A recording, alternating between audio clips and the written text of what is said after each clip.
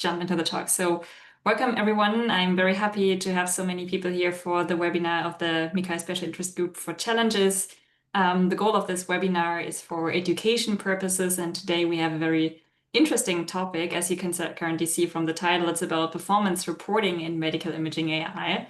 It's about current practices and also the strength of outperformance claims. So it's something that I think we can all relate to. We will directly dive into the topic. Let me quickly introduce our two great speakers that we have here today. So on the one hand, we have Dr. Evangelia Christodoulou, who has a background in mathematics and biostatistic and a PhD in clinical prediction modeling at the KU Leuven. She's currently a postdoctoral researcher at the German Cancer Research Center in Heidelberg, and her research generally is about validation methodology, in particular in model performance uncertainty and dataset size considerations. Along, we have Dr. Olivier Colliot, who is a research director at the CNRS and the co-head of the ARAMIS team at the Paris Brain Institute. He is a chairholder at the Paris Institute for AI and has lots of experience in machine learning and brain disorders. He's an associate editor for several journals like Medical Image Analysis or IEEE Transactions on Medical Imaging. He's also an active member of the MONAI Evaluation, Reproducibility and Benchmarking Working Group, and his research is currently on statistical evaluation and benchmarking of AI models. And with that, let's directly dive into the topic, and I hand over to you. Thanks so much, Annika, for the very introduction. Hi, everyone. Olivier and I are delighted to give a talk on performance reporting in medical imaging AI. In this talk today, we will be going about our recent collaborative research work that aim to highlight current practices. We're going to also show the evaluation of the strength of the outperformance claims that we conducted, and lastly, identify areas of improvement.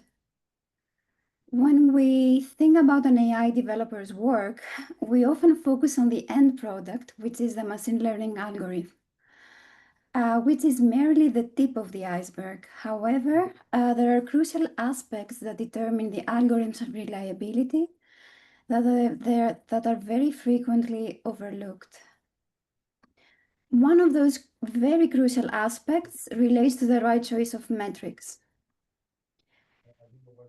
In a past MICCAI webinar, pitfalls resulting from inappropriate metric selection and metrics reloaded, the framework that guides researchers in the selection of appropriate metrics for the validation of medical imaging analysis AI algorithms were described. However, selecting the appropriate set of metrics that is tailored to the context of use alone is not sufficient. In this webinar, we will discuss sound model performance reporting practices and then expand those in relation to the splitting of the data, and further explore the stability of model rankings in biomedical imaging AI publications.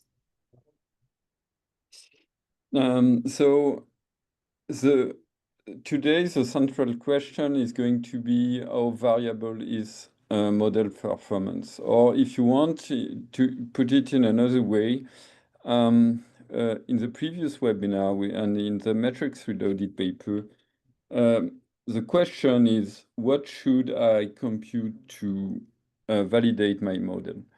And now today's question is not what should I compute, but how should I compute it? And in particular, the way I'm going to compute it is going to affect how variable this performance is. And so to illustrate this issue, let's take a simple example. So I have trained an AI model, for example, a classifier. I want to evaluate its performance. So I have a test set, let's say 50 examples. And out of this test set, 4 are wrongly classified. So the accuracy of my model is 92. But let's say now that I have a different test set And in this new test set, actually the situation is a bit different, and I have 4 more cases which are wrongly classified. Well, that's only 4, it's not a lot, but given the sample size, obviously it has a huge impact on the performance. I'm sorry, but it's yeah. And here the accuracy drops down from 92 to 84%. So what is the accuracy of, what is the performance of my model? Is it 92 or is it 84? Well, the answer is obvious. It depends on the test set. In other words, the performance estimates are variable. And yet, when we look at the typical tables that we can find in papers in our community, here is what we often find. So for each model and each metric, you only see, you only have a single value of performance. And this practice is actually at odds with the recommendation which are given by regulatory agencies, such as, for example, here, the guidance from the US FDA, which says that all performance estimates should be provided with confidence intervals. And so we can see that accounting for this variability is crucial for clinical translation. And interestingly, in this specific paper, US FDA staff commented upon the practices of AI developer, and quoting them, they say that the statistical analysis is critical in the assessment of ML performance, but is often underappreciated by many ML developers. And there are still publications that present point estimates of performance without quantification of uncertainties.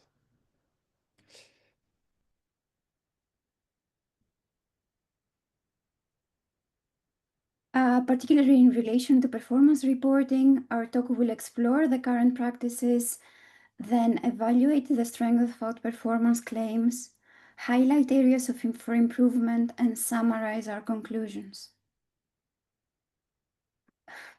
To explore, I'm sorry, I think we're both, okay. I think, Olivier, I think I cannot move the slides now. Yeah, I cannot either. Oh, okay. Sorry, guys, we're experiencing some trouble, but we're playing around with 2 people sharing the same set of slides. So, yeah, I think the issue is fixed now. To explore the current reporting practices, last year we conducted a systematic analysis of the MICCAI 2023 segmentation papers, while focusing on extracting performance variability related data from them. The central questions of this research that was accepted in MICCAI 2024 were the following. What is the common practice with regards to variability reporting in the medical imaging analysis community? And this question was then followed by the instance when no variability reporting is taking place, and then we wanted to figure out how to estimate. We wanted to figure out a pragmatic approach to estimate missing variability parameters based on the provided data, the ones that we got from the papers. And the third question was, when using those, let's say, approximated variability parameters that were missing, when reconstructing confidence intervals, we wanted to figure out how those widths of the confidence intervals would compare to the claimed improvements in DICE score, in model performance in general. Regarding the common practices, reporting practices, our analysis revealed that astonishingly more than 50% of the papers did not report any model performance variability. Out of the papers that did make some efforts to report variability, only 1 reported confidence intervals and around 50% reported standard deviation. Out of the papers that reported standard deviation, in more than 60% of the cases, this was done in a manner that was unclear to us. focusing on the papers that did not report standard deviation, we decided to consider an approach to approximate it. And we used the approximated values, as I mentioned before, to reconstruct confidence intervals of the target metric. Our assumption is that a wide confidence interval demonstrates unstable model performance, and a narrow one is desired for a better potential for clinical translation of the algorithm. So what we are trying to do is to estimate the variability when it is missing, because indeed when we are reading these papers, we only have tables with mean values. So in other words, it's a relatively simple question. Can we impute the variance from the mean?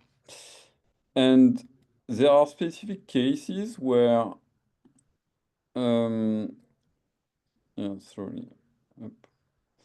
there are specific cases where there is an analytical formula, for example, for accuracy, which follows, so it's well known that it follows a binomial proportion. And so here the accuracy is P, which is the mean of your indicator function. And there is a formula, so the variance is a function of P, the accuracy, and N, the number of examples. But this is a very special case, and in general, there is no direct relationship. Thus, since we don't have an analytical formula, we looked for an approximation. And for that, we needed an external data set where we had results on each individual example. And of course, in the surveyed MICCAI papers, it was not the case. We just have the mean. So we took an external data set, in that case, the medical segmentation decathlon, which has 10 tasks, actually 17 subtasks, and for each of them, the results of 19 algorithms. And so we looked at the dice similarity coefficient as a performance metric. And here you can see a plot of the standard deviation against the mean DSC. Every dot that you can see is the result of a given algorithm on a given subtask. And the good news is that, yes, there is some noise, but there is also a pattern. And the pattern is quite clear and actually quite easy to understand. Very good models have low variance, and very bad models have also low variance, so same thing. And in the middle, when the performance is, let's say, average, so around a mean dice of 0.5, then the variance is maximized. And in a sense, it's quite intuitive, right? If you have a perfect performance, there is no room for variability, and same thing if you are perfectly bad. So there is a pattern, and it's a relatively simple pattern. So we fitted a nonlinear regression, a simple nonlinear regression model that then provided an approximation of the standard deviation for a given mean value. So using this simple regression, then you can impute the standard deviation from the mean for each of the surveyed papers. And using this simple formula, you obtain the imputation of a confidence interval, where here, this is the mean dice that is reported in the paper. N is the sample size reported of the test set reported in the paper. SD is the imputation of the standard deviation. And these are just the quantiles of the students' distribution.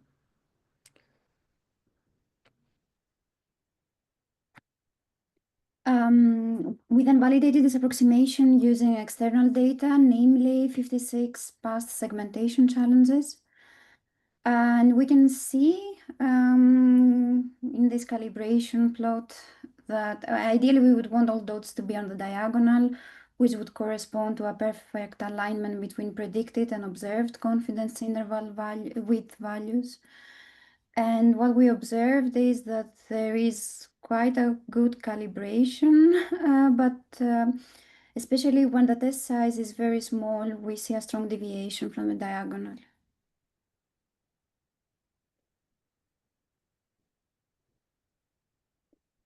So, as we've just seen, we were able to impute the confidence interval using an approximation for all the MICCAI papers that we surveyed in 2023. And we found that the median width of confidence intervals was 3 percentage points of dice. And actually, the median, so we also looked at what was the median difference between the proposed method, so which ranks first, and the second ranked method. And that median difference was 1 point. So, of course, it doesn't directly mean that most reported differences are meaningless, because for that, you would need to take into account if there is a correlation between the performance of the two models. But still, it's a bit concerning, because clearly, if 1 percentage point matter and is taken as a good evidence of outperformance, one can reasonably argue that 3 percentage points, which is the confidence that you have on your performance, also matters and is worth reporting. So now, sorry. So now we have a sense of how precise or imprecise the performance are in typical segmentation papers. But as we said, the implications for the comparison of methods are only indirect when you look at the confidence interval of each method separately.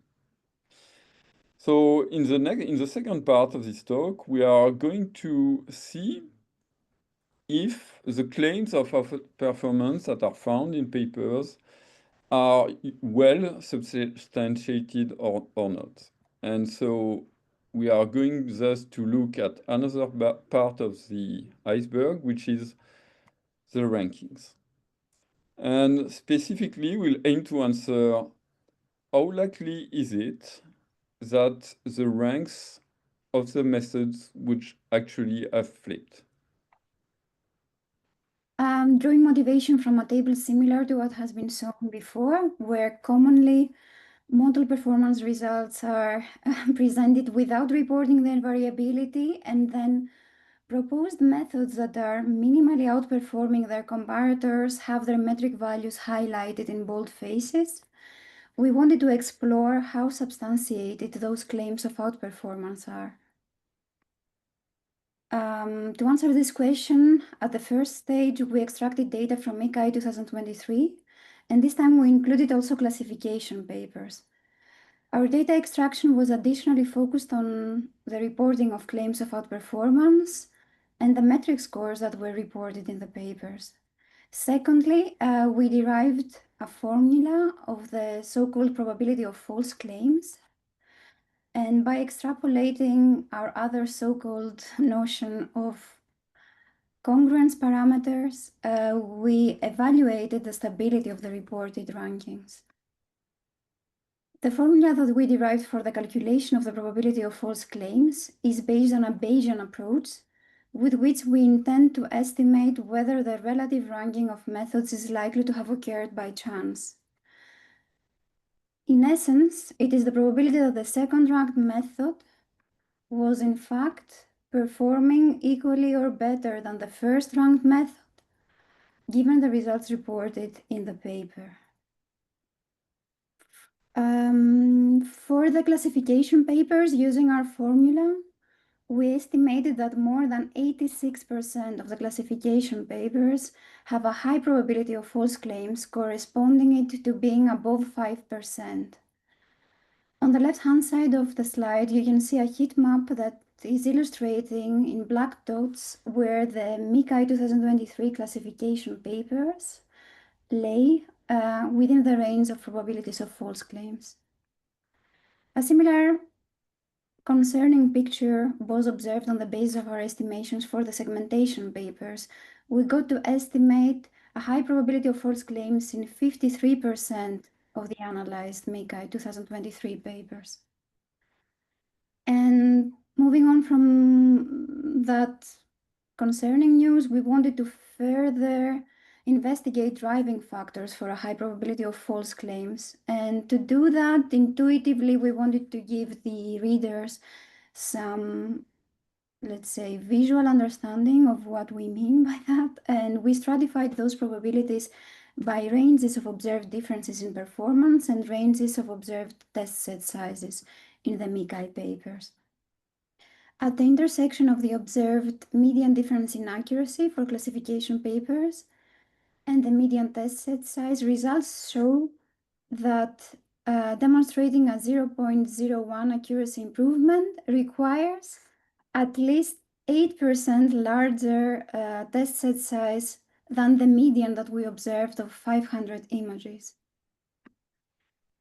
While for segmentation, a 10 times larger test set is needed for a 0.01 fixed die-score difference in segmentation. So now in the third part, we are going to try to provide some potential avenues for improvement. But here we need to disclaim that we are not at all at the stage of definite recommendations, like it was done, for example, for the metrics. But nevertheless, we hope that we can already provide some useful information that can be applied to improve practices in the field. So we are going to go and look at reporting. But before that, we are going to look at data splitting. And why is that so? Because as a matter of fact, this step is not always clearly described in papers. And as we will see, the data splitting impacts not only the variability, but even the mean performance itself. So here, just a brief recap. It's super basic, but it's still useful to restart from the beginning.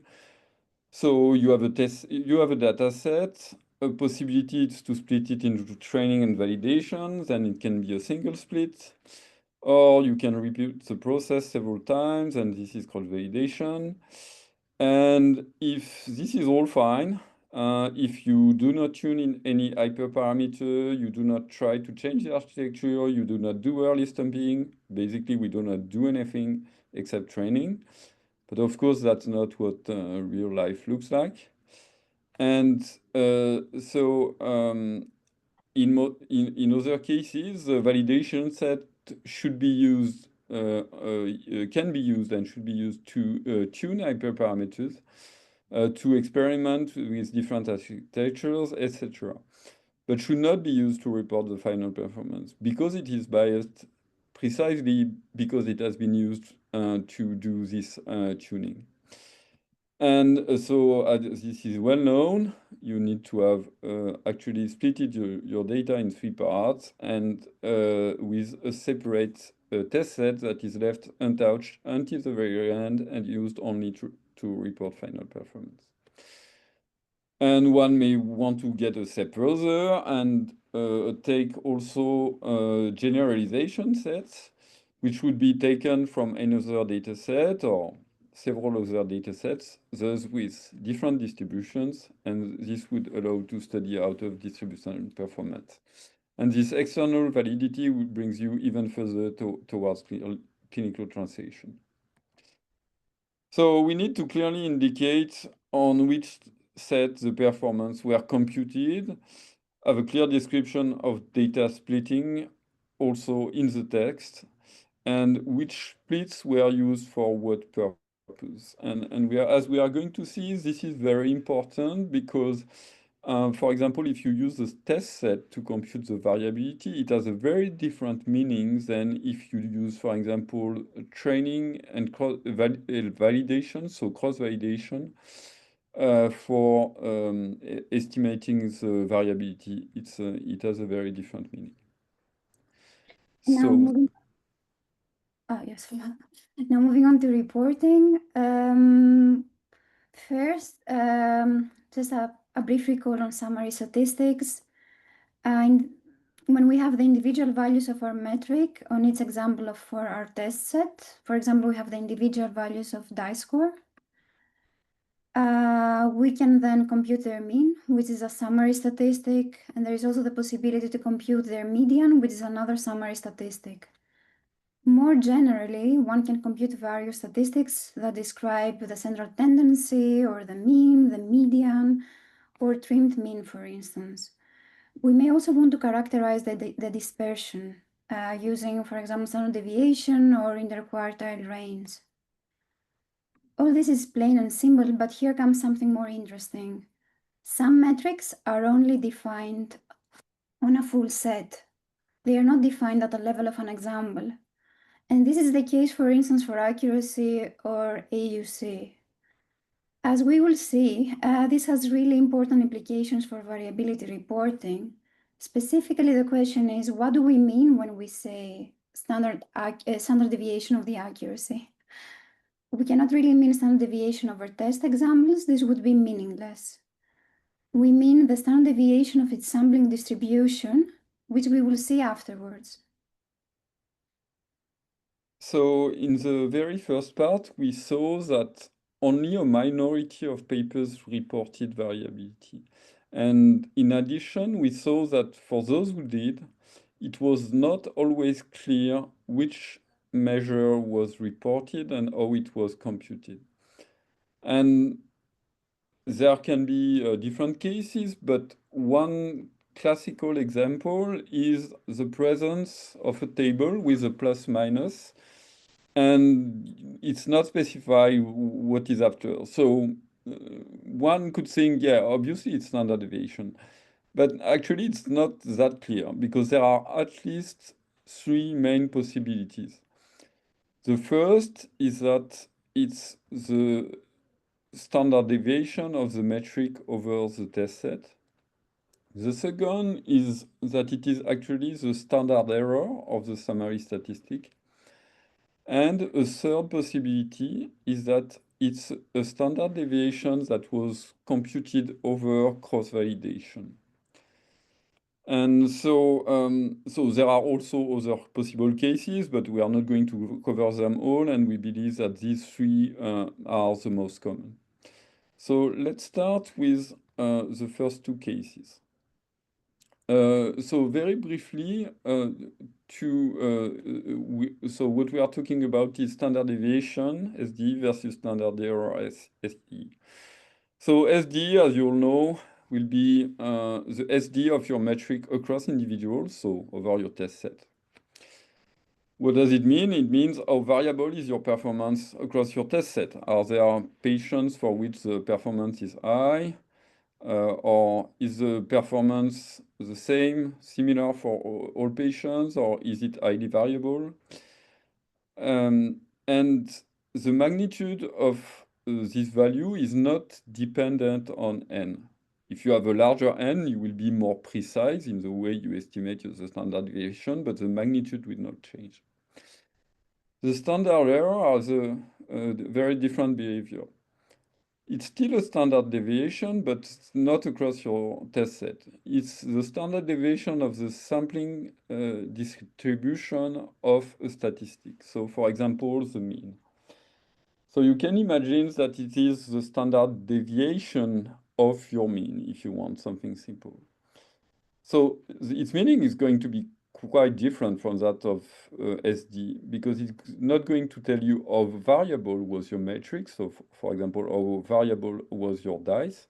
It's going to tell you how precise is the estimate of your statistics. So for example, how precise is your mean. And here, it's going to shrink with n, actually with square root of n, but it doesn't matter. And this is perfectly intuitive. The larger the sample, the more precise your mean.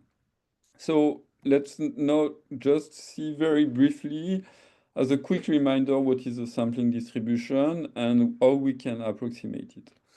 So the sampling distribution is the distribution of any statistic, so here's the mean, but it could be anything else, across random samples drawn from a population. So here we imagine that we have a true population from which we are sampling different data sets. Of course, in reality, you don't have the true population, but let's imagine it for the moment. And so when you are drawing random samples, so they vary, and you can compute the mean for each of these samples. And as you can see at the bottom, you can then plot the distribution of these different means. And this is what is called the sampling distribution. And the standard deviation of this distribution, which you can see is around with a mean around 0.8, this standard deviation is called the standard error, and it tells you how precise is your mean. And you can do the same. So just to give again the intuition of this distribution, here, instead of taking samples of size 50, we just took samples of size 1,000. And as you can see, I hope you could see, but as you can see, the distribution of means is much narrower. And you can even see that the corresponding standard error is much lower. So, okay, but this is all fine, but in practice, I only have one data set, right? I don't have the full population. So how I am going to know what is the sampling distribution of my statistic if I have only one data set? Well, basically, there are two ways to do that. Some parametric methods that either are going to assume that the underlying distribution of the metric is known. So, for example, if it can be Gaussian, or that are only valid asymptotically. So, meaning that it's valid when n goes towards infinity. And the second category is non-parametric methods, and in particular, the bootstrap that we are going to see here. So that you probably, I guess you are probably familiar here with it, but just a quick reminder. So here what you see in pink are the so-called bootstrap samples that you are taking from your dataset. And what you see in purple is the bootstrap distribution of the mean, which is approximating your sampling distribution. And so the general process is fairly simple. There are some refinements, but it's not necessary to go through them now. So you have a data set of size n, and you are going to generate many samples called bootstrap samples that you generate only from your original data set. So to do that, you draw each time n values with displacement from your sample. And you are going to repeat this process many, many times. Let's say, for example, 10,000 times. And each time you are going to compute the statistic of interest. So each time you are going to compute the mean. So for each of these pink sets, bootstrap sets, we have a mean and we can compute it. And it varies slightly from case to case. And at the very end, you can plot the distributions of all the means that you got. And this is actually a fairly good approximation of the sampling distribution of your statistic.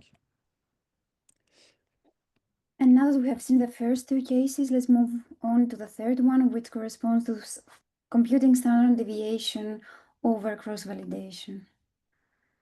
Interestingly, among the MICCAI papers that we analyzed, this practice was more common than computing standard deviation over a test set. And more generally, we assume that this is a widely used practice in AI. Let's just first see how one can compute this type of standard deviation and what it corresponds to. In this example, you can see that we have cross-validation folds, and Just to make the image simpler, we focus on 3 folds right now. But of course, the same would hold for an extended number of folds. Thus one trains 3 models. Model 1 is trained on folds 2 and 3, and then validated on fold 3. Same for model 2, gets to be validated on fold 2. And model 3 gets to be trained on folds 1 and 2 and validated on fold 3. On each fold, one can compute the accuracy by aggregating the individual values that belong to that certain fold. And then one can compute standard deviation over the 3 folds. In this example, it would correspond to the standard deviation of the 3 accuracy values. In general, one can extend this calculation to k folds, multiple folds. And now that we know how one can compute the standard deviation, the question remains, is this a good or a bad measure? And well, our assumption is that it depends on how you use this metric, this value. So the downside that we will first going to talk about for such a calculation before moving to the positive aspect, to end on a positive note, is that this is not the standard deviation of the sampling distribution of accuracy. This is a biased estimator, and this is due to the covariance structure induced by cross-validation. If you see, model 1 and 2 share fold 3, thus they are not independent, and the same holds for other models as well. And if you want to look into those messages in a bit more of a detail and see the complete mathematical derivation of this phenomenon, you can check this paper from Joshua Benjo and Yves Ranvalet. So as we mentioned before, it is biased and this has important consequences. For instance, it should not be used to perform statistical inference. And also one should not be doing a statistical testing using those values, a t-test or something like that over folds. One can only conclude that this is an empirical descriptive statistic. And now the positive aspect or a potential benefit from this calculation is that even though we cannot use it for statistical inference, it provides some information on the variability of a learning procedure. Here, we need to know that the difference between the learning procedure, there is a difference between the learning procedure and the trained model. The former has different sources of variances, including the training data, but not only those. Indeed, one can enrich this information by letting other factors vary, like the random seeds, optimize hyperparameters, and one can also do more runs of training, more data splits using, for instance, repeated shuffle splits. And you will know more about those training procedures, and this, of course, will increase the computational time. In short, as I mentioned before, this is only an empirical value. It can still be useful as long as one is aware of its limitations. And so now let's go back to our confidence intervals, which, as we've seen, are recommended for clinical translation. And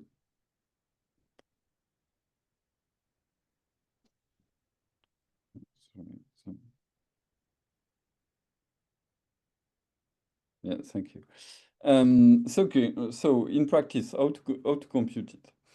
So first, it needs to be computed from an independent test set because, as Evangelia just showed, the standard deviation from cross-validation is biased. Then there are various methods for computing them, quite many actually, but the most common are parametric methods, which have theoretical guarantees when the distributional assumptions are met, and which have the downside that each summary statistic requires a special treatment. So for example, the mean has a classical formula. There are other formula for other statistics, but sometimes it's not that trivial to find them, or sometimes it doesn't even exist. And the second family is that of bootstraps that we have already seen its principle. It has less theoretical guarantees, in particular in small samples. But it doesn't make any assumption on the distribution of your metric across your test set. And it has also the advantage that it can be applied without modification to many summary statistics. So to the mean, but also to compute the standard deviation, the confidence interval of the accuracy of the AUC or other metrics and statistics.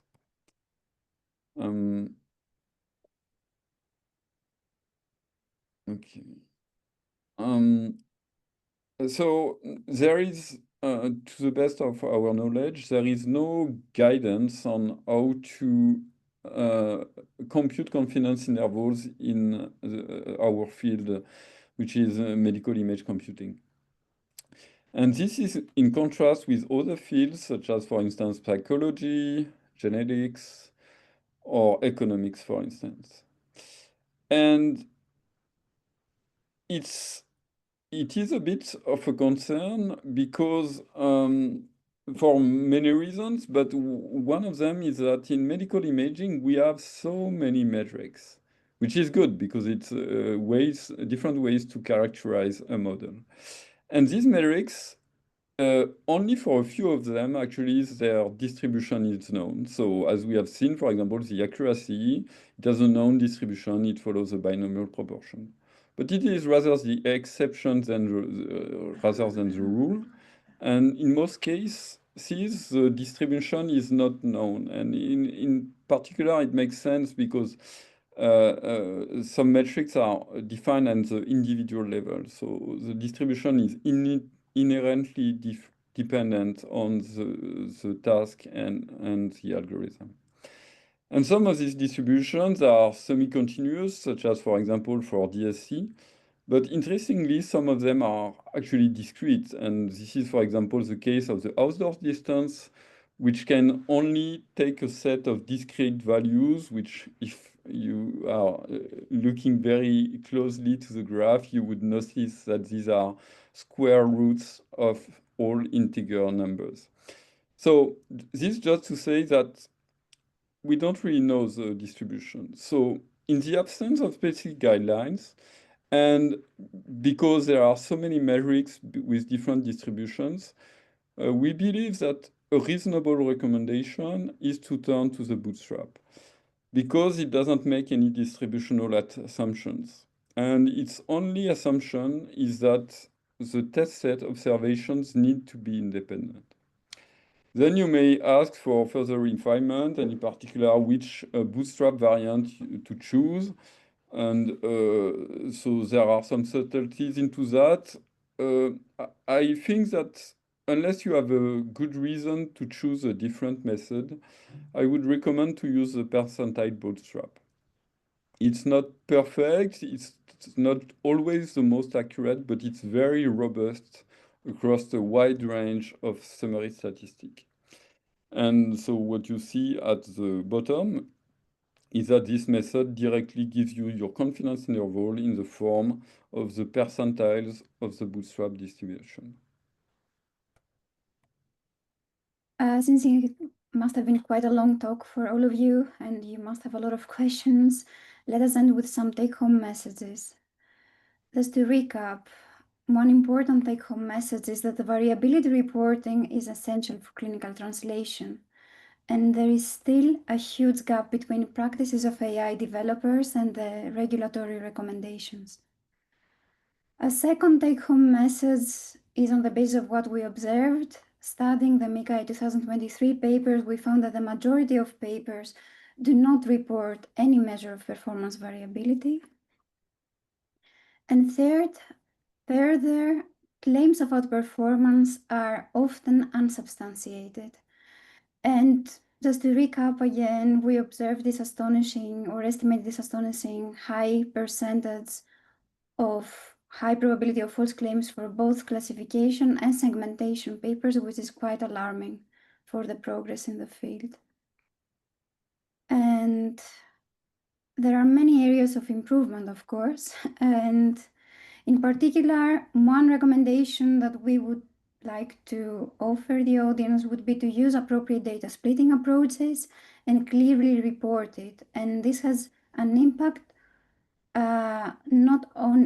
this has a very big impact. And one should also report variability on trained models using an independent test set.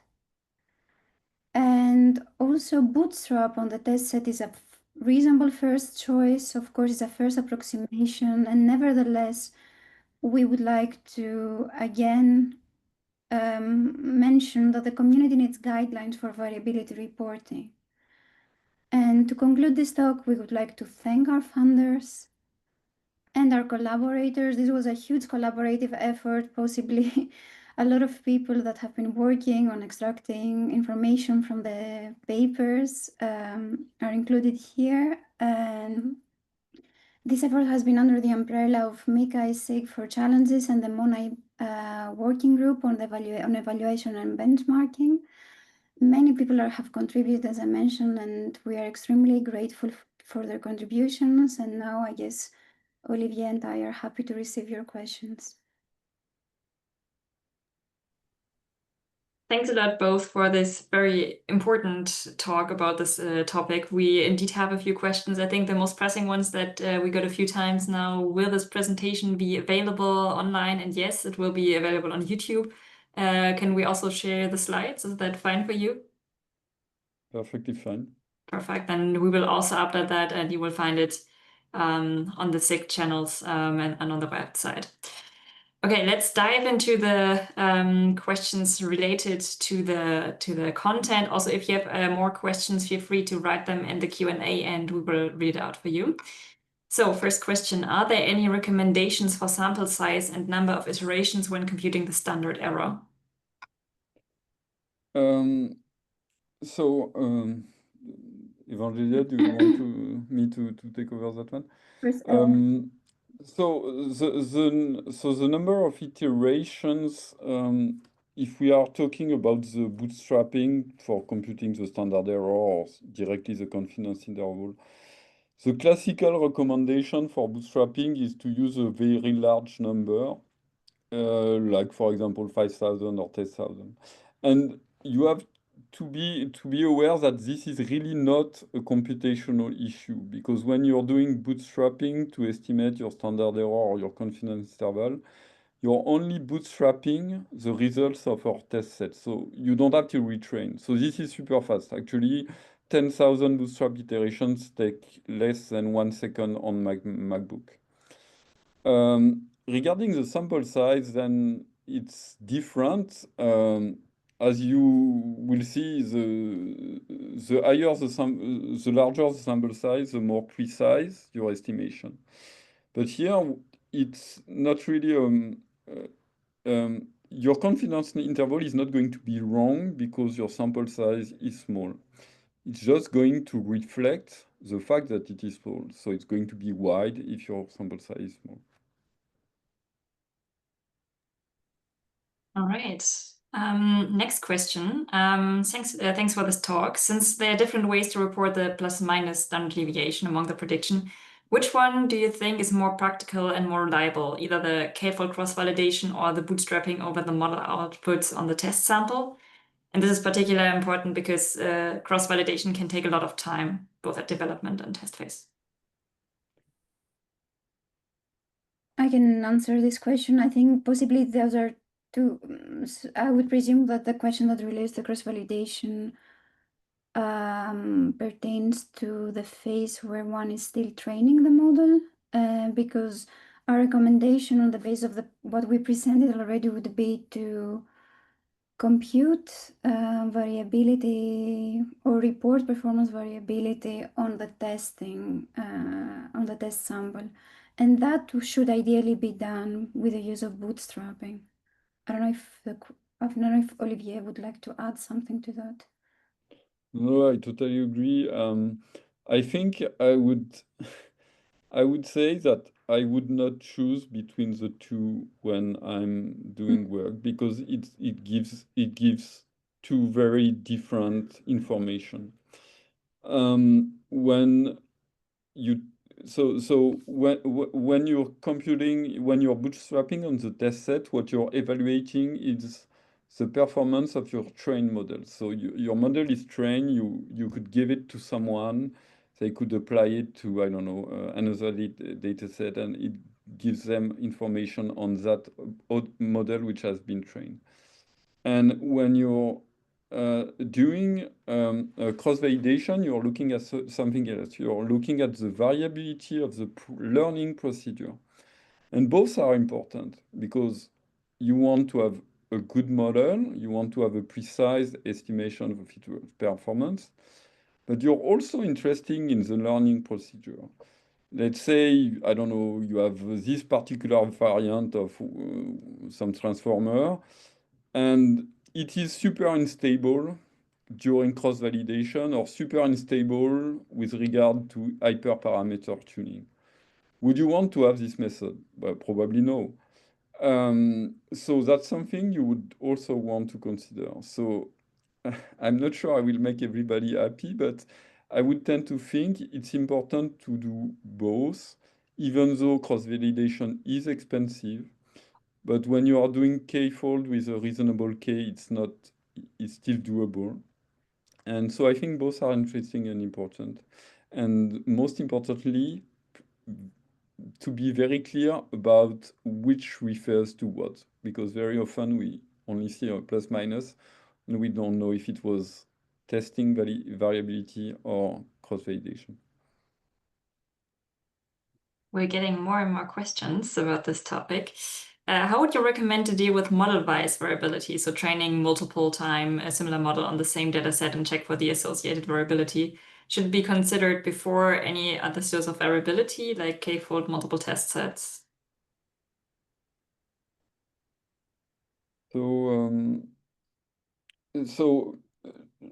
So before, I don't know, but yes, that's certainly something that would be of concern, of major concern.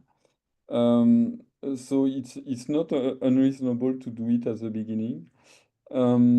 If you want further literature,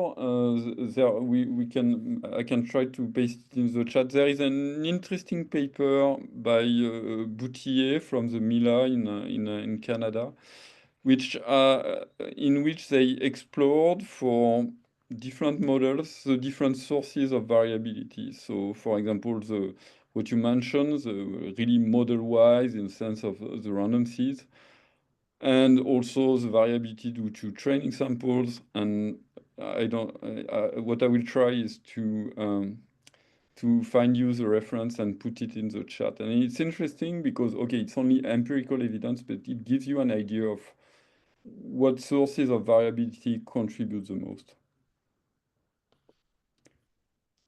Do you have any advice on the choice of the sample size for the bootstrap and the number of bootstrap samples K, especially for small test sets?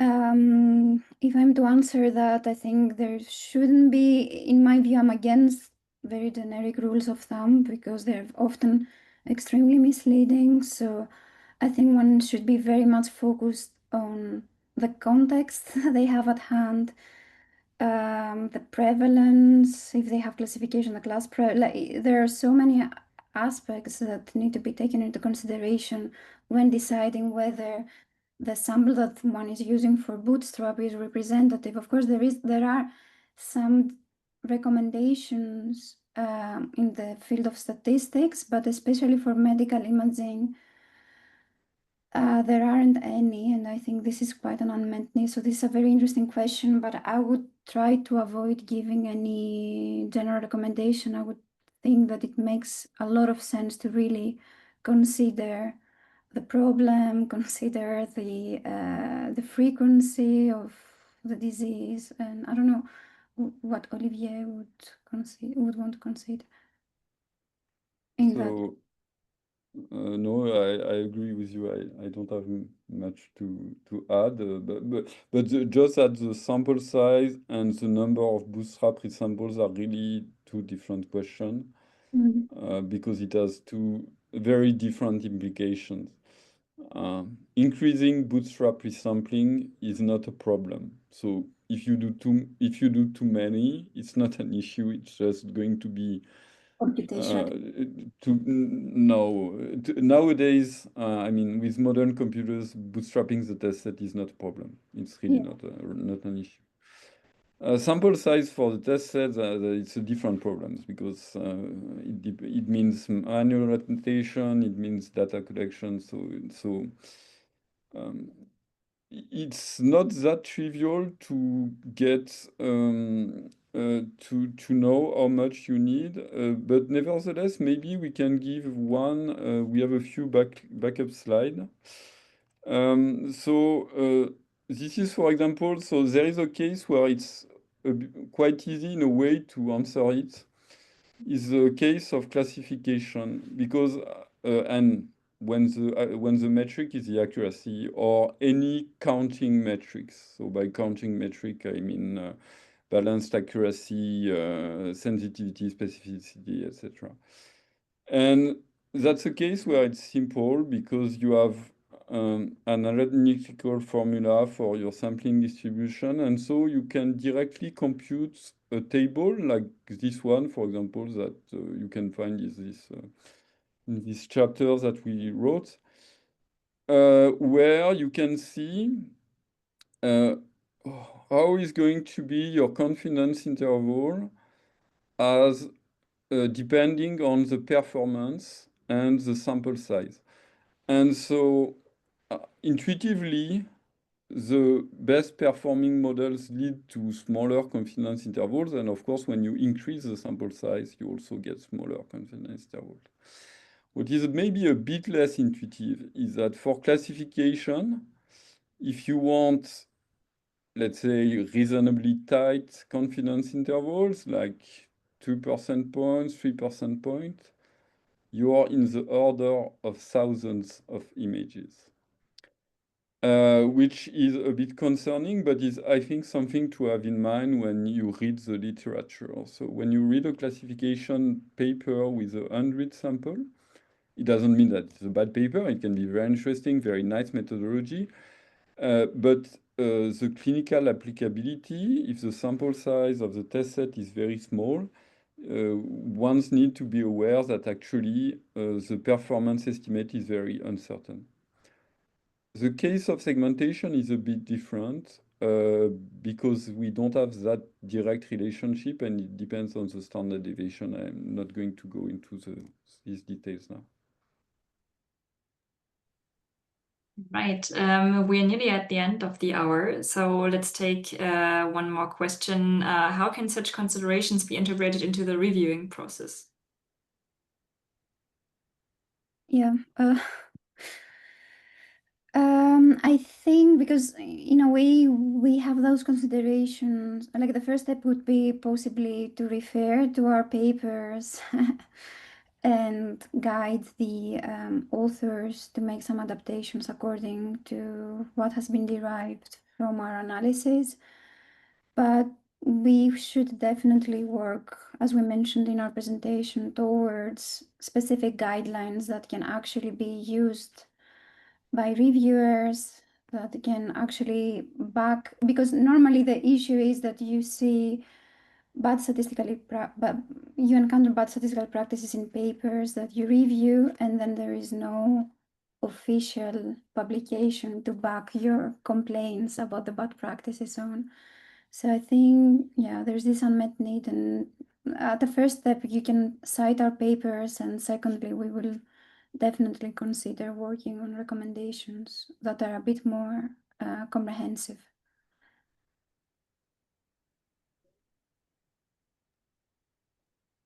Okay, we won't go too much over time.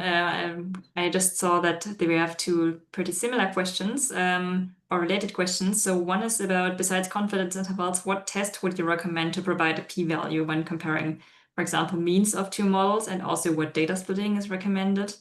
And related to that, we have another question into like what statistical tests to use for evaluating a learning procedure. Ideally, it would be a test that takes into account all sources of variance, but it is not really feasible in practice. Yeah, this is a question that often gets to be asked.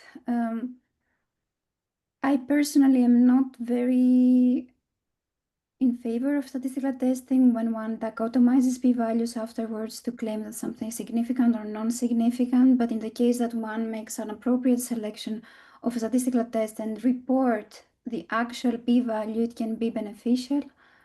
I don't know what the recommendations from Olivier's side would be. I don't really have a specific, it depends on the context. I don't have a specific test in mind right now.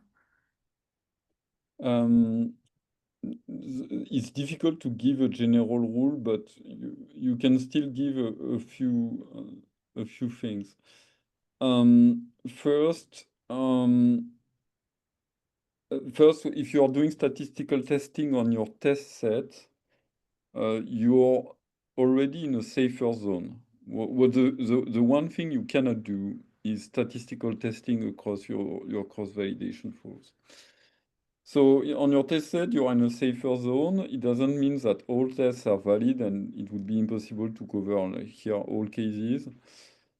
Personally, I have a slight preference for non-parametric tests because, as we've seen, the metrics distribution tend to be so varied that it's a bit safer. You lose a little bit of statistical power when you use a non-parametric test, but it reduces the problem of false discoveries when the distributional assumptions are not met. And the other side of the question was, can you test for training procedures? And so, yes, as was said, in principle, well, in practice, it's not really possible to do real statistical testing or directly on the performance. It would be in an ideal world where you have infinite data and you don't need to use cross-validation because you can have separate non-overlapping samples. In the real world, it's more complicated. There have been some suggestions in different papers, but on my side, I would tend to refrain from doing classical statistical testing on cross-validation because there is a very high likelihood that it's going to be wrong. Okay, we have two final questions. What are your views on the importance of properly describing the characteristics of the test set? As you state, the performance is only valid for the test set at hand. So above and beyond the size and the uncertainty of the statistic estimated in a test set, I would argue that the characteristics of a test set are a strong driver for the expected performance in other real-world data sets, with similar statistics or vice versa, less if different characteristics as the main shift out of distribution issue may arise. Yeah, it's absolutely extremely important, yeah, of course, to properly describe the test set and also give somebody the intuition on whether what you're testing your model upon is out of distribution or not, whether there is a prevalence shift, a population drift, or whatever. I think we're running out of time, I guess. Should we go to the other question? Yeah, I think it's also a little bit related. So in classification problems in medical imaging, we often have very imbalanced classes. This problem is more complex with small samples. Do you have any thoughts on this? The bad news is that for classification, if you want to be precise, you need large samples, and it gets worse with class imbalance because actually the precision of your estimates is going to depend on the minority class, which is quite intuitive, right? Even if you have a very large sample, if you have one class that is really not well represented, you cannot precisely estimate the performance. So here there is no magic except a call for larger sets and also more diverse data sets. Thanks a lot for answering all these questions, for giving this great talk. Thanks a lot for the audience for staying, especially to those who stayed over time.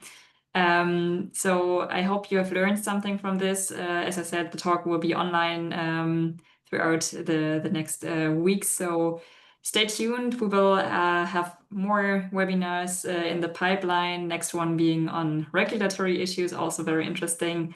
Have a great rest of the day and see you all soon. Bye-bye. Thank you very much. Bye-bye.